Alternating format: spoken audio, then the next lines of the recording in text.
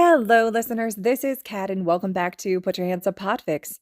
This will be the continuation of Call Our Crimes a Work of Art. This is Part 5, Chapters 9 and 10. Chapter 9. After his team meeting, he works out a list of students he wants to talk to tomorrow. He has to play this right. If he recruits too many, then Kirishima will amp up his preparations for the exam, but too slow, and Kirishima will recruit people first. Dinner comes and goes, and he walks to his and All Might's usual spot. "Ah, young Midoriya, what is it you want to see me about?" he asks. "I wanted to apologize." "Apologize?" "For being put in charge of the villain team." Surely he must have done something bad for him to be put on the team.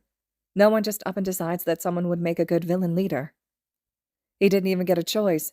He was one of two people who had no choice in his team. "I just don't want you to be disappointed in me," he says softly.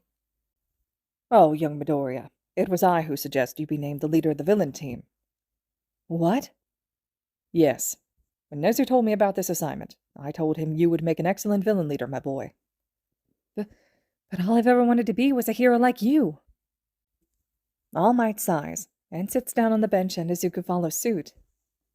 "My boy, you're not a hero like me," he says softly, and Izuku's heart breaks. He feels tears well up in his eyes. "There are no heroes like me, nor another hero like Eraserhead, nor Present Mike, nor Nezu, nor Midnight, nor even any other heroes like Deku either," All Might says. Izuku looks up at him. "Every hero works in their own way, solves problems in their own way. No two are ever perfectly alike." "But—" "Look at me and Mirai. You couldn't get two more opposite people, but he was the first person to ever come close to beating me. Because where I was strong, he was smart. He was analytical, picking apart opponents like they had no secrets from him. He was my best friend, and I was his." There's a deep sadness in his voice, as someone who lost a friend, not just a partner. "We were both so different, yet so alike, even in the way we looked for a successor." How do you mean?" "He chose someone who smiles through everything, who keeps going no matter what, who cracks jokes, who can comfort and help people, who can gain the trust of others easily. He chose someone exactly like me," All Might says. And you?"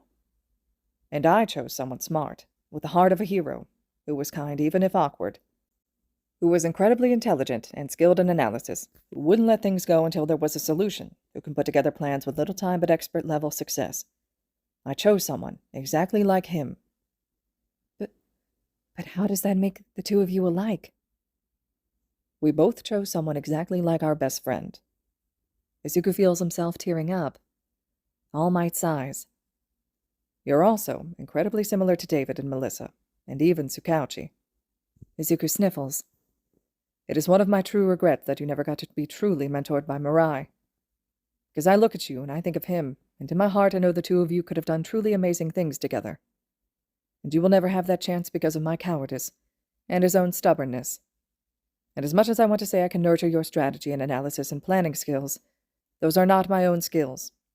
I can't help you hone those skills. But this exercise, you as the leader of the villain team, will give you a chance to stretch and hone them.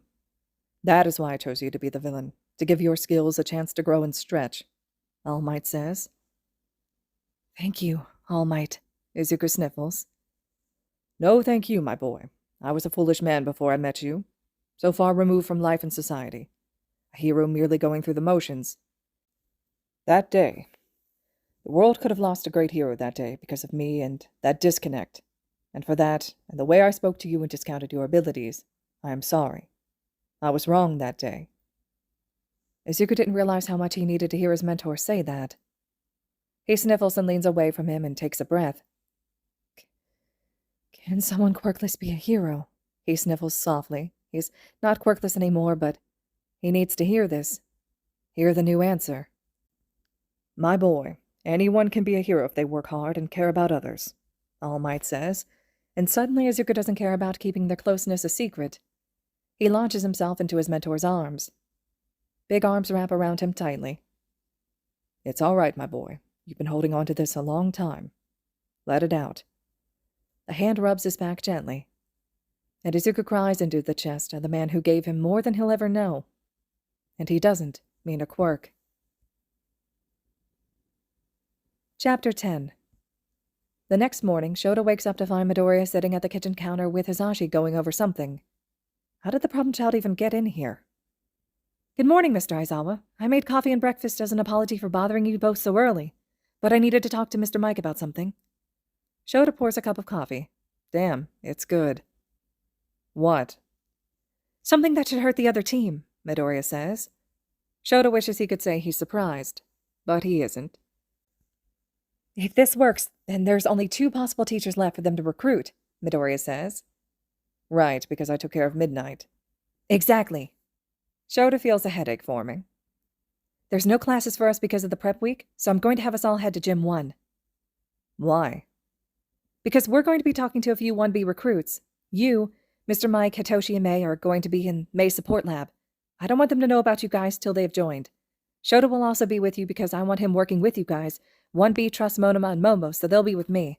Otherwise, they might give something away to the other team. Solid plan. Thank you, Mr. Aizawa. Do you have anything you want us to work on while you're gone? Hisashi asks. Yes, actually. I want everyone to write down any hobbies they have. I want to see if anyone is forgetting a skill they have. We'll also be reviewing each other's list to make sure we can't add to it. Sounds good, kid. Have you thought about your second in command? Originally, it was going to be Momo or May. Both of them are incredibly intelligent and have the ability to carry out my plans. But if I recruit a lot of 1B students, it might be better socially to have Monoma or Kendo, if she joins, as my second because the hero courses don't respect the other courses and 1B isn't going to want to be bossed around by 2 1A students, so having one from each class is better. Shota's impressed. The kid seems to have a good understanding of group dynamics. It's refreshing to see. Good job, kid. And once you get back, then we're going to go over strategies and plans, and I'm going to see what sort of training everyone needs to have, and get measurements for our suits. Tell May that each suit should have extra padding in the stomach and arms. Why? Because when Sho needs to use his capture weapon on someone on his side, those are where he grabs them. We have this move where he spins me in a circle while I scream, to keep us from being surrounded, and a similar one where he spins Midnight over a crowd of people to disperse her myths better. I'll make sure to let her know. I gotta talk to Powerloader before the recruitment thing, Izuku says, rushing out the door with the papers he and Hisashi were working on. Do I even want to know? Shota asks. Nothing bad. I just finally got to use my contract writing ability. Shota breathes a sigh of relief. Wait, what?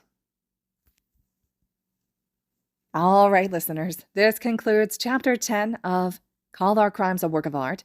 Chapter 11 will be up next. I hope you all are still enjoying this fic, and as always, thank you so much for listening.